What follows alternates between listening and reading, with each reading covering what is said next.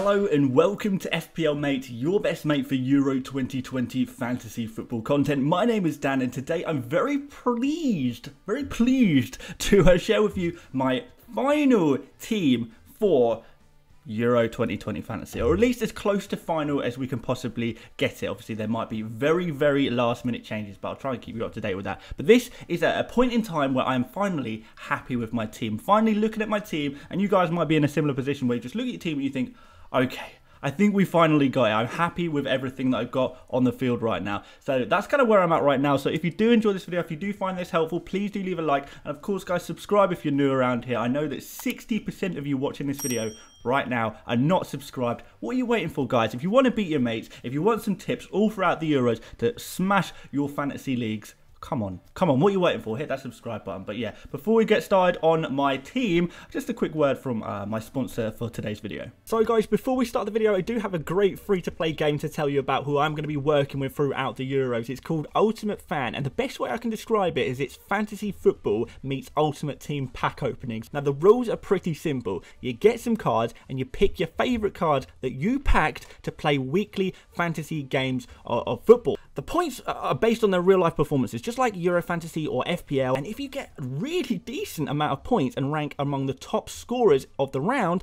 you'll win cash prizes. Now, I don't know about you guys, but I am very keen to open my first pack and see who I actually get. Let's get it open. So I've got Mostovoy. I've not actually heard of that player. We've got Sweden as my team, which is actually pretty strong, actually. I do quite fancy Sweden. And we've got Gareth Bale. Okay, I've got a goal player of Gareth Bale. That's actually pretty nice. Okay, and there we have my team as things stand. Looking pretty strong. I reckon Bale could definitely get me some points for sure. And Hanley I do quite fancy for that first game. So you can also subscribe to the premium version of the game if you want some extra packs. Now, you only get a few extra packs, so it's not like a full pay-to-win game. You can't just keep buying packs, for example. But if you do want to gain the edge and you've got a spare few quid and you just love opening packs as much as I do, then why not? So I'm going to upgrade to a gold subscription. And this should give me a gold exclusive pack. Gotta be good, right?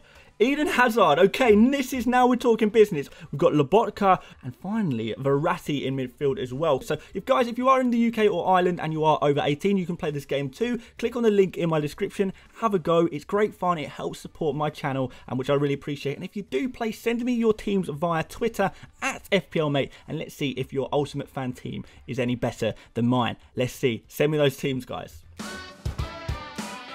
Right guys, before we start throwing some players onto the pitch in front of you, I do just quickly want to say that what you are about to see on screen is my team for match day 1. The tactic that I'm going to be using throughout the Euros with my chips is to just play a normal team in match day 1. I'm going to play my limitless chip in match day 2, and I'm going to play my wild card in match day 3. So each of my group stage teams is going to be completely unique. It's going to be completely set out just to target that one specific match day. So what you see in front of you only is targeting match day 1. That's pretty simple. Also, the other thing to just take note of is the fact that the way I've arranged my players, you know, obviously I'll have 11 players on the pitch and 4 players on the bench. The players you see on the bench, obviously as you do the manual live substitutions throughout the match day, a lot of those guys will come on. So the first 11 that you see in front of you is not necessarily going to be the final first 11 by the end of the match day. It will probably look a fair amount different because players will have moved around. But that's just how this game works. You guys, if you know the rules of the game already, you'll completely understand where I'm coming from. But I just did want to put that disclaimer out there. But anyway, I think we just start in goal straight away with Hradecky. And it's a good little segue because obviously I've got a 4 million goalkeeper in Hradecky. Obviously my goalkeeper on the bench is of a little bit higher quality. So guys, I just think that in terms of 4 million goalkeepers, you can't do better than Hradecky because he is the lowest possible price a goalkeeper can be, and he is a starting goalkeeper for Finland. And I think someone messed up in when they were setting the prices for these players a little bit, because Hradecky should probably be a 4.5 million goalkeeper, considering he's literally one of Finland's best players, even though he's a goalkeeper, I know, but he is the highest, most premium player, I guess, in the sense that he plays at the highest level out of all of their players that they have in their squad. So he's a really important player to them. Now, I don't know if he can get a clean sheet against Denmark. It's possible. I'm not really counting on it, but if it does happen, then I can leave him on, and I don't need to worry worry about subbing on my goalkeeper who is currently on the bench. But it's more likely that Radeski will concede a goal, and then I will just bring on my other goalkeeper. But there is definitely a chance of a clean sheet, as slim as the chance may be. It could happen, guys. But we'll move on very quickly because I don't think... I think we all know about Radeski by now. Spinazzola, Mela and Denier in defence. So we have changed slightly since the last team selection video I made. There's been, I think, 6 changes or 7 changes total to this team since the last video I made. So pretty happy with these changes. But we've got Spinazzola still, super attacking left back from Italy. Now, the cheapest way into the Italian defence, and we do want to go in on the Italian defence because they're on a crazy clean sheet record. They're like 8 clean sheets in a row now that Italy have got. So they're going to be the best, probably the best defence in the entire tournament. So we definitely want an Italian defender. Well, we can either go for Spinazzola for 5.5 million. We could spend a little bit more on a centre-back who, I don't know, a centre-back's really going to get that many more points. We get Florenzi at the right-back for 6 million. We get Donnarumma for 5.5 million. But if we're looking for upsides, going for a 5.5 million left-back who is going to be super attacking and he's going to get opportunities to shoot, opportunities to get crosses in and get passes in and create further up the field, that's giving us more avenues. And I've kind of hammered this point quite a lot where we've been talking about Euro Fantasy, is because there's no bonus points. With our defenders, we really are looking for more than just a clean sheet kind of thing. We want to look at some other avenues in which our players can get some points. And Spinazzola, because of how attacking he is as a left back, as a player, I do think he is going to be giving us opportunities for goals and assists, potentially. You know, we got to cross our fingers, obviously. Now, is he going to play? Some people will say, okay, Emerson might start. But I do think Spinazzola is the first choice left back. I think he's got an 80% chance of starting in that first game, something like that. So really confident. And even if he doesn't, we find out the Italy lineups an hour before kickoff. The deadline to make transfers is at kickoff, so we'll have an hour to change our mind in the case of a disaster. So it's no big deal, guys. Obviously, we've got Mela, who I've talked about to death. Left-sided defender, left back, if you like, providing the width on that left-hand side, but because he's right-footed, he can drive in towards goal, playing the short passes, playing the through balls, taking some shots off, rather than just being a hit-and-hope crossing type fullback. He actually is a fullback that can cut in a little bit and do some damage that way, which we really like. Of course, Denmark have one of the best defences in the tournament as well. They've got a really good defensive record. They have a really good fixture in Finland. So overall, the Denmark defence is definitely something that we're interested in. It's just picking the right one. And for 4.5 million to get a very attacking fullback who is now pretty much nailed on now. Pretty much nailed on. Very likely to start. He's secured his place as a left back for this team. So he's going to be very good. Very good indeed. And then finally, Denier. Now, previously, I had Meunier here, just because I had a little bit of cash to splash, and I thought, why not upgrade Denier to Meunier? Obviously, I had Denier in my first draft. I think I had him in my first draft, and I think he's a really super obvious pick. A lot of people are going for Denier for very good reason. He's kind of nailed on in that Belgium team. So if you're just looking for clean sheets and you think Belgium are going to keep a few clean sheets, and I think there's a very good chance that clean sheet comes against Russia, then for 4.5 million, it's just an absolute bargain. You know, when you're talking about Courtois, Alderweireld, Vertonghen, the other guys are in defence for Belgium, far more expensive for essentially the same output. So if you're just looking for clean sheets from a big team like Belgium, 4.5 million is not a bad price at all to do that. But there you go. There's my defence. Let's move on into midfield, and we'll start off with Eriksen. Now, Eriksen is in here because I think he is the heartbeat, the hub, the #1 attacking player in that Denmark team. And there's not actually a huge amount of midfielders that I love, I suppose I would say.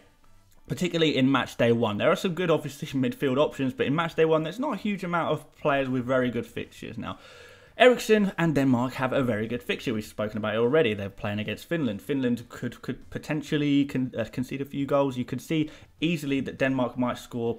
Well, definitely you can see him scoring 1, maybe 2, potentially 3. You don't really know. After that, it's kind of, you know, you're hoping, but you don't know for sure if you're a Denmark fan anyway, or if you've got Denmark players in your team. And Eriksen, if there is a goal, it's very likely that Eriksen is going to be involved in that goal. So that's kind of the kind of player I like. I've spoken about this before. I like a star of the team. I like picking star men in my fantasy team. And Eriksen is definitely that. In terms of Denmark attackers, you can't beat Eriksen. So, very good fixture. A very good player who is involved in most stuff. It's not just that though, there's more avenues. You know, he's got corners, he's got penalties, he's got free kicks, and he's very good at free kicks. He's got very good long shots of taking ability as well. And now the reason I like this is because, of course, in Euro Fantasy, you get 1 extra point for shots from outside the box, or goals from outside the box, should I say. So Eriksen is going to be one of those players who is potentially going to be picking up a couple of extra points with his goals. If he's scoring free kicks, if he's scoring from outside the box, you can definitely see it happening 100%. So there is going to be some nice upside there, some nice potential points to be had from a player like Eriksen. So that's why I quite like him. But I've talked about him to death. He's been in every one of my drafts. He's a player I'm very, very keen to own. But we'll move on to someone who I'm not so sure about, which is Dan James, who is a new addition to this draft. And the reason why I've gone for Dan James, and I would say that Dan James is the least secure player in my entire squad, but I had there Shaqiri before, who's 7 million, and I kind of thought, Shaqiri for 7 million, is he really giving me everything I want? It's a kind of a bit of a risk. I'm not really 100% sure that Shaqiri's going to do well. Maybe I should take him out because I'm not actually that convinced by him. Looked at other 7 million midfielders, not really much I was too convinced by, especially when you take fixtures into consideration. So I wasn't really too convinced by anyone. So I thought, well, if I'm not going to be convinced by the player, I may as well take the money out and spend it elsewhere, right? So that's exactly what I did. I took the 0.5 million out and put it into my defender. I upgraded a 4 million defender to a 4.5 million defender on my bench. Fair enough. And we've got Dan James now, 6.5, who I'm equally not 100% convinced by. He's kind of a risky player who, in any given match day, he could score a goal. He has scored, he's got a couple of goals and an assist in his last maybe 4 or 5 games for Wales. So he definitely has that ability to score you points.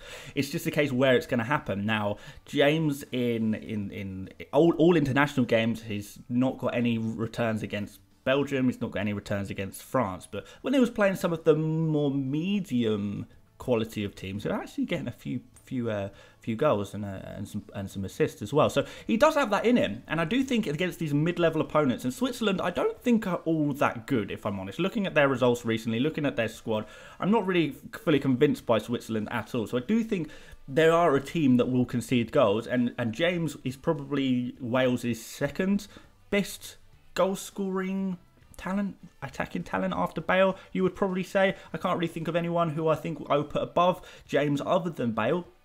So for that reason, I think that he could actually be quite a nice option. And I've always quite liked the idea of going for Dan James. I think he's probably the best 6.5 million option for match day 1 anyway. So yeah, it could happen. I'm not 100% convinced. It's a bit of a roll of the dice, that one, which is luckily we've got enough players on the bench to compensate if it doesn't go right. So it doesn't really matter too much. Then we've got Alaba.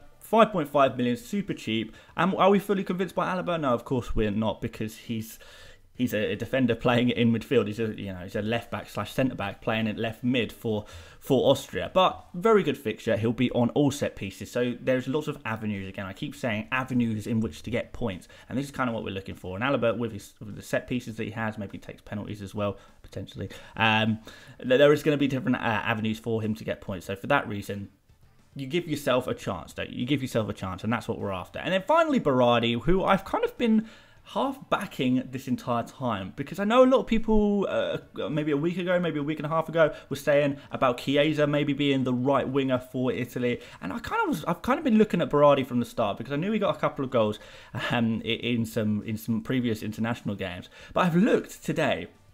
He's 4 for 4. He has scored in each of his 4 last international appearances for Italy. And if you go to his last 6 international appearances, he's scored 5. So he is in amazing international form. I don't really see how he can be dropped now, because he's just doing so fantastically. And although maybe a week ago a lot of people wouldn't have been predicting Berardi to be the starting right winger for Italy, I don't really see why he wouldn't be the starting winger. I really think that he should be, and even if he's not, we'll find out an hour before and we can switch him out for someone else anyway. So that's no problem at all. He's 2% owned. He's 6 million, which is just a ridiculously low price for someone who is scoring every single game for his country at the moment. And I really, really like the look of him. I just really like the look of Brady a lot, assuming he plays. And if he doesn't, it doesn't matter because we'll find out with time to spare. And I think if you're going for a player like Brady, just have an exit strategy. A strategy in which who you're going to go for instead of Brady. Now, for me, if Brady isn't playing and Chiesa is playing instead, then I'll just switch Brady to Chiesa and I can find 1 million elsewhere. So I take 0.5 out of Dan James, for example, take him down to a 6 million midfielder. There's a couple of 6 million midfielders I wouldn't mind having. And then obviously one of my bench defenders I would take from a 4.5 million defender down to a 4 million defender. So kind of like that. Pretty simple. So I've got an exit strategy there, which hopefully we won't need to do, but if we do, we do. So that'll be that. So Brady, yeah, great differential, great prize. Could be a little bit of a game changer and enable me to spend more money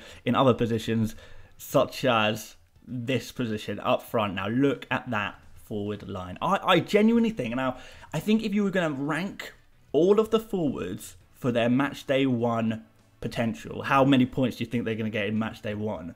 I feel like Ronaldo, Lukaku and Depay would be the top 3, right? Maybe some of you guys are shouting Lewandowski at your screen. Maybe some of you are shouting Harry Kane at your screen.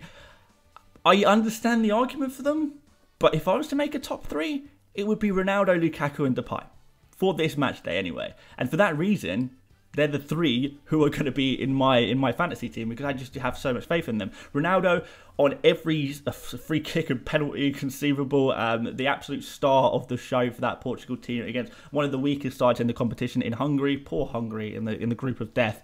So that's going to be absolutely amazing and definitely a captain option. I kind of wish that Ronaldo was playing earlier on in the match day because then I would just throw the captain's armband straight on him. But because he's playing on the final match day, I don't know if the captain's armband will ever actually reach Ronaldo, because if I've got it on Lukaku, for example, at one point during the match day, and Lukaku's got a goal and an assist, am I going to have the bottle to then switch the captain's armband to Ronaldo?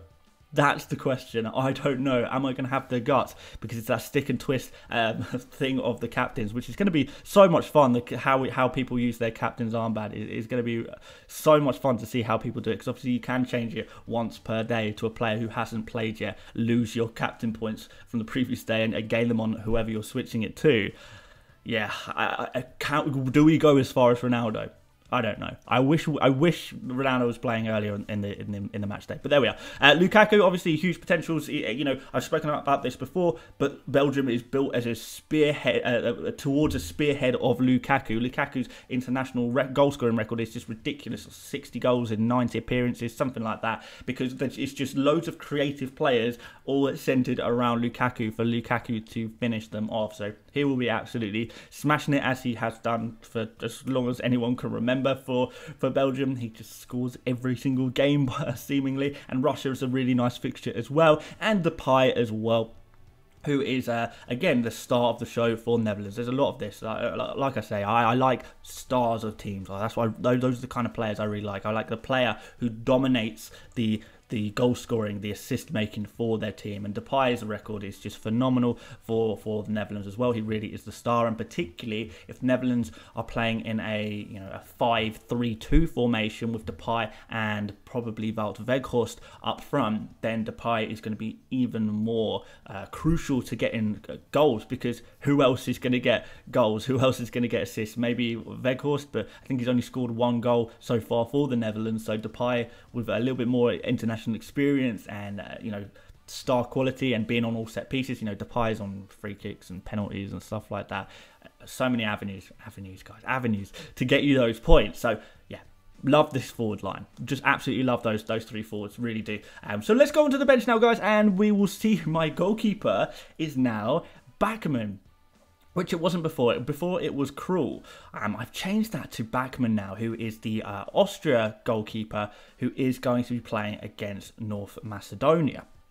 Now, North Macedonia, obviously one of the weaker teams or underdog teams, whatever you want to call them. It's not that I'm writing off any teams in particular, but you kind of got to play the odds a little bit with these fantasy games. And I do think, although I don't massively rate Austria's defence, it is a very good fixture. It's likely to be a cagey game. A lot of these international games are very cagey at times, unless there's, you know, a giant against a minnow. They usually are quite cagey and they can often be low scoring. So for that reason, I'm pretty happy to go for an Austrian goalkeeper at 4.5 million as well. Absolute bargain. We know he's going to be the starting goalkeeper for Austria as well, 100%. He's 1% owned, so real differential there. So I'm in on the Austrian defence for a base level price, well, almost base level price, very, very cheap.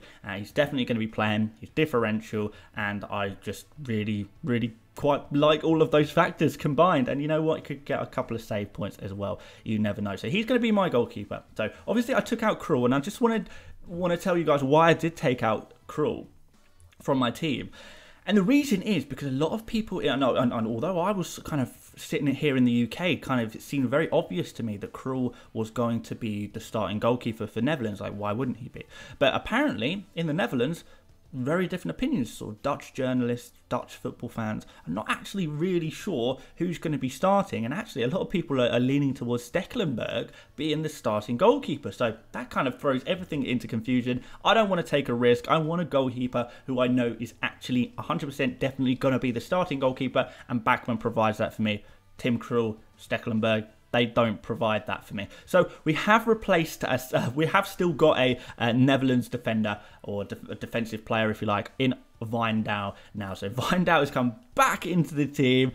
He's always been a kind of a favourite of mine, a player who I was definitely very strongly considering. Even more so now that I know he's going to be playing in that left wing back / left midfield position. I do think that makes him more appealing. Before he was playing on the left as part of a back four. Now he's going to be playing essentially on the left of midfield, providing a lot of the width, providing a lot of just quite a lot of the attacking nous, I guess. And I do think that he can get some goal returns, assists, maybe taking a couple of shots as well. So that could be pretty nice. 4.5 million for a nailed on essentially left mid for one of the top nations in the entire competition. You can't really turn that down, can you? And that's why 9% of people have already gone for Wijndal, and that's why I'm one of them. Good fixture again. I do rate that a lot, and yeah, looking forward to bringing him on, if I'm perfectly honest.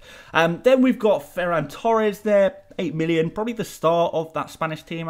And to be fair, I'm not fully convinced by this Spain team. I don't think many people are, but if anyone's going to score those goals, it is going to be Ferran Torres. He's been great form for Man City. He's in great form for Spain as well, and I think he is going to be one of those players who does really well in this tournament. If anyone's going to do well in that Spain team, I would think that Ferran Torres would be one of those players. So for 8 million for a star of a team, again, really good options to go for, and that's why I've gone for him. And then finally, we've got Pau Torres, who is my most expendable 4.5 defender, I think.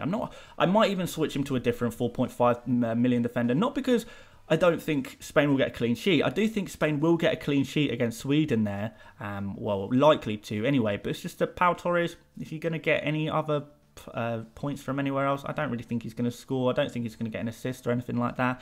And I do think that by the time we get to the 14th of June, I'll probably have players that I'm happy with anyway, and we won't really need him anyway. So yeah, he could be sacrificed if needs be, but still very, very high chance of a clean sheet there, but not really much chance of much else. But for 4.5 million, you kind of have to manage your expectations. At the end of the day, he's a centre-back who is very, very, very likely to start for one of the best teams in the entire tournament. So for that reason, you can't really complain, can you, about not getting goals or assists, clean sheets, because should be good enough. I should be happy with that. But there we go, guys. So that is my bench as well.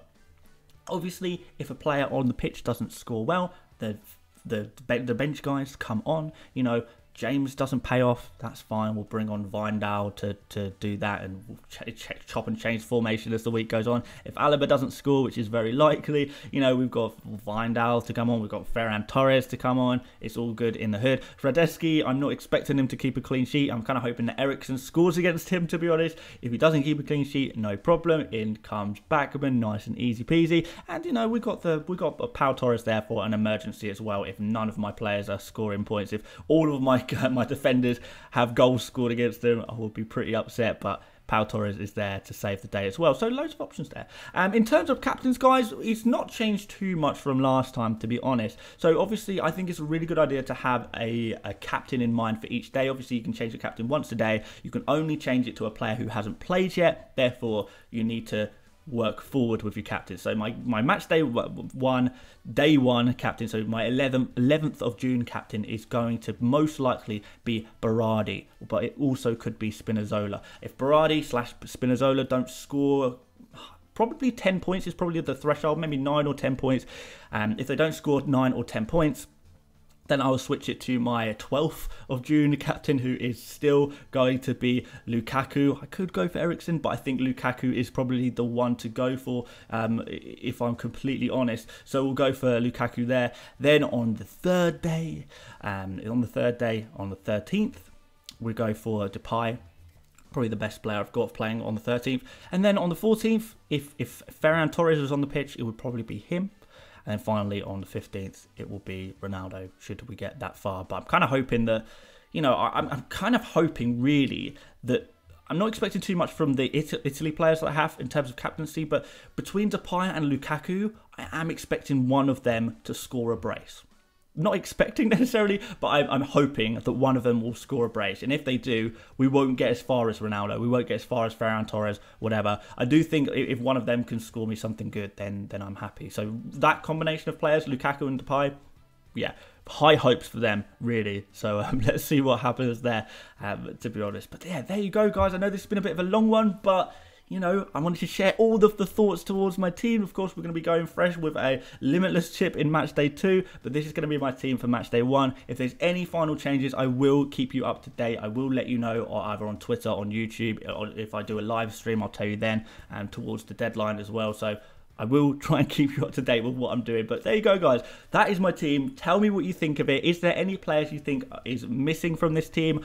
Is there any players you would change that you're really thinking, oh, Dan, what are you doing there? That's a bit dodgy, or anything like that? Just let me know your thoughts in the comments. I love hearing your opinions and what you guys have to say. You always come up with some new little bits of information that is always really, really interesting. So thank you for your continual comments, because you've been teaching me a lot of stuff, which allows me to share it back with the masses. So that's really, really, really helpful, guys. I really appreciate it. Of course, like the video if you liked what you saw today. Of course, subscribe if you haven't done already. I know 60% of you watching have not subscribe. Come on, guys, subscribe. We're going to help you through this tournament with some fantasy tips. We won't stop. We won't stop. But aside from that, guys, please do join my mini league if you want to. The link is in the description. Please do follow me on Twitter or Instagram if you want to, at FPL Mate. And aside from that, guys, I will see you tomorrow for some more final day content for Euro Fantasy. And I will see you later, mates. Bye-bye.